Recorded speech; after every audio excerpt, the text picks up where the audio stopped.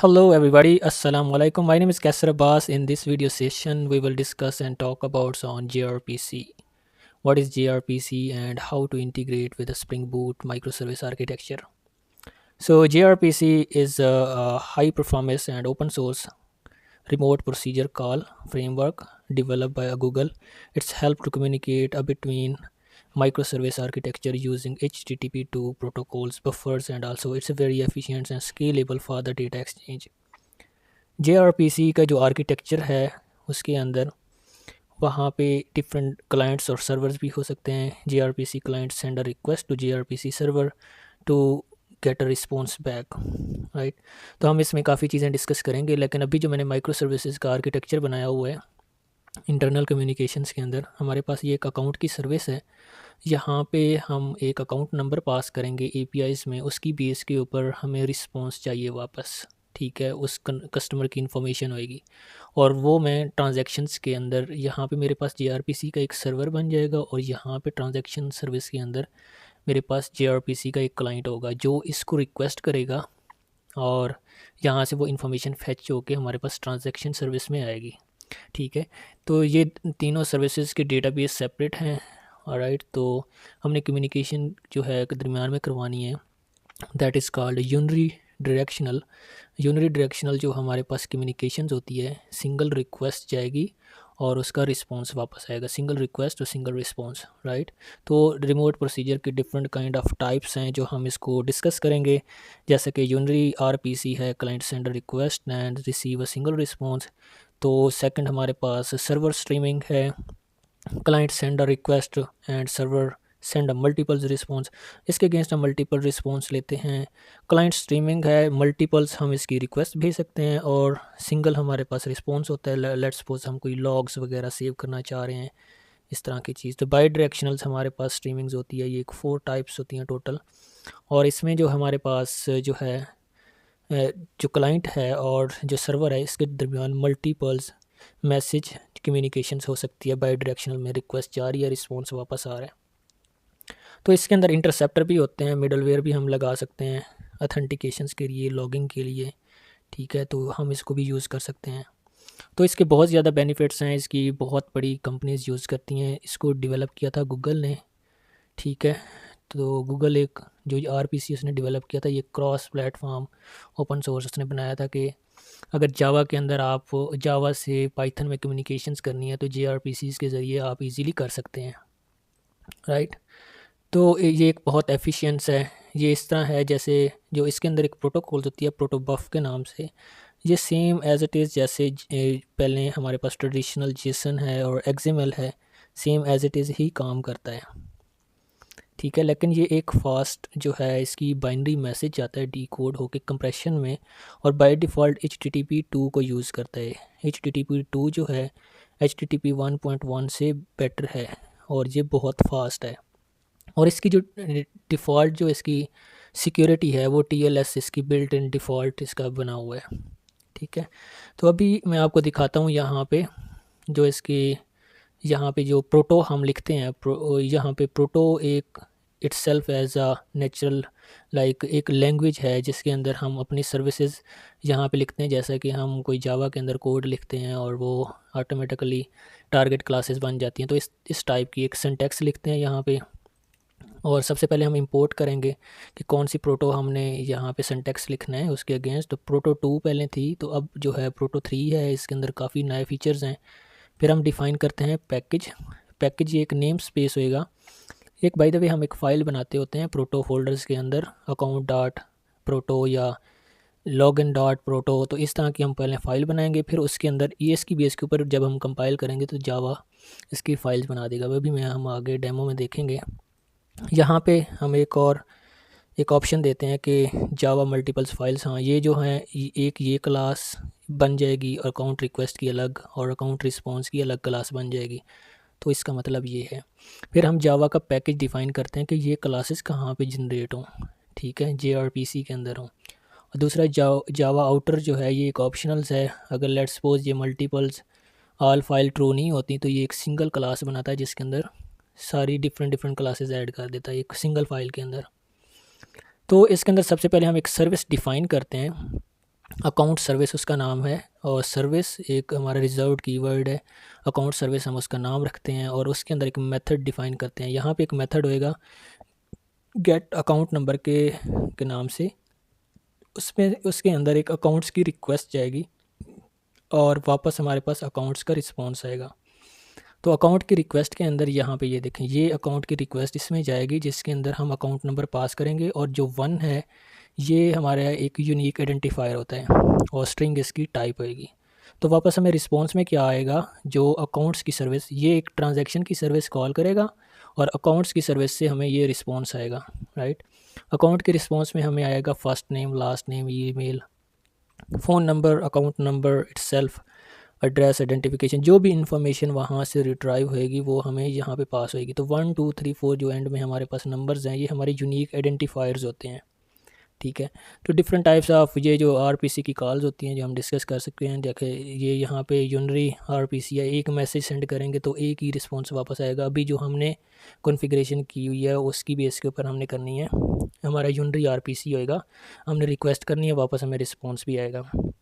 दूसरा server streaming, ये logs वगैरह सेव करवाने हैं। क्लाइंट स्ट्रीमिंग है, हमारे पास कोई हमने फ़ाइल अपलोड करवानी है, ठीक है। मल्टीपल्स रिक्वेस्ट होंगी, सिंगल रिस्पॉन्स होएगा, ठीक है। बाई डायरेक्शनल्स के अंदर मल्टीपल्स रिक्वेस्ट होते हैं, मल्टीपल्स रिस्पॉन्स वापस आएंगे। ये रियल टाइम चैट भी हो सकती है, स्टॉक प्राइसेस वगैरह भी हो सकती हैं। तो JRPC क्यों यूज़ करना चाहिए? इंटरनल इसका कंपैरिजन हम करते हैं रेस्ट APIs के साथ। जो रेस्ट API है वो HTTP 1.1 यूज़ करता था बाय डिफ़ॉल्ट, और जो RPC है ये बहुत फास्ट है, ये HTTP 2 यूज़ करता है। RPC जो है ये प्रोटोबफ इसकी प्रोटोकॉल्स है, और सॉरी इसको सीरियलाइजेशन करता है बाइनरी में, बाइनरी के अंदर बहुत ही सिक्योर होता है। और जबकि जो हमारी रेस्ट कम्युनिकेट होती थी वो होता था जेसन्स के ज़रिए, और जो इसकी परफॉर्मेंस है ये बहुत हाई है, एफिशिएंट बाइनरी फॉर्मेट है। और ये जो है हमारी रेस्ट API ये स्लो थी। तो इसके अंदर जो स्ट्रीमिंग है हम इसके बाई डायरेक्शनल कर सकते हैं JRPC के अंदर, और जो हमारा रेस्ट के अंदर है वो लिमिटेड सपोर्ट होता था। जो JRPC है ये सिंगल TCP कनेक्शन बनाता है और ये मल्टीपल्स बनाता है। अब ये मैं बताता हूँ कि TCP कनेक्शन जो है, जब हम किसी सर्वर पर रिक्वेस्ट करते हैं वापस हमें रिस्पॉन्स आता है, तो उसके ऊपर रेस्ट के अंदर क्या होता था, अब जितनी आप रिक्वेस्ट कॉल करेंगे तो आपके मल्टीपल्स TCP कनेक्शंस ऑन होते थे। तो वो एक कॉस्ट इफेक्टेड थे, RAM consume, process, hardware dependent थे। और जबकि JRPC के अंदर हमारा सिंगल TCP कनेक्शन ऑन होता है सर्वर से और सिंगल TCP कनेक्शन ऑन होता है क्लाइंट से, तो दोनों की कम्युनिकेशन एक ही कनेक्शंस के अंदर मल्टीपल्स आप स्ट्रीमिंग कर सकते हैं। तो इसके बेनिफिट्स ये हैं। तो चलें हम इसको कोड के अंदर देखते हैं, ठीक है। तो ये यहाँ पे किस तरह हमने कॉन्फ़िगर किया हुआ है, यहाँ पे अकाउंट सर्विस में से ट्रांजैक्शन सर्विस। तो यहाँ पे मैं आपको दिखाता हूँ।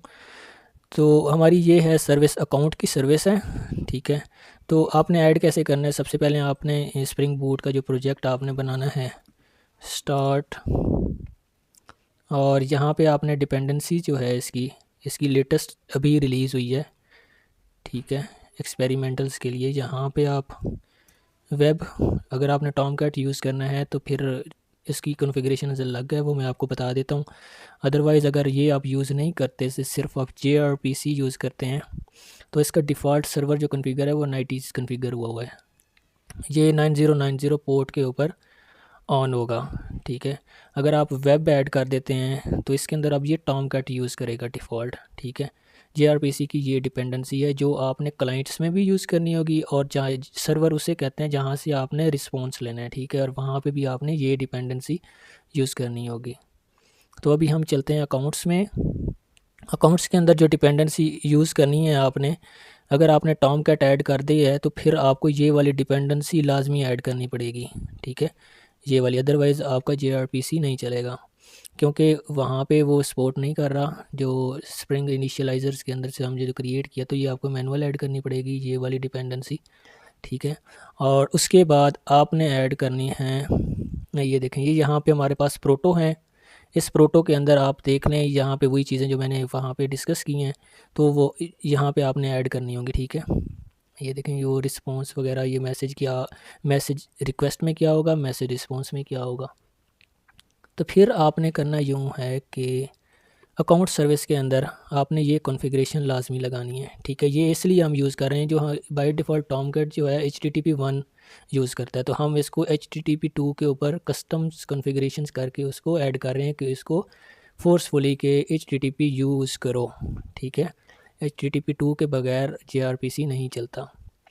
तो फिर आपने जो है आपने यहाँ पे भी इसको इनेबल करना होगा, सर्वर डॉट HTTP 2 इनेबल। ये है सर्वर्स की कॉन्फ़िगरेशन, ठीक है, जहाँ पे आपके रिक्वेस्ट सर्वर से वापस रिस्पॉन्स जाएगा और क्लाइंट इसको कॉल करेगा। तो अभी हमारी प्रोटोकॉल चल रही होगी लोकल होस्ट कॉलन 7001 के ऊपर एज अ gRPC सर्वर भी चल रहा होगा और साथ टॉमकैट भी चल रहा होगा।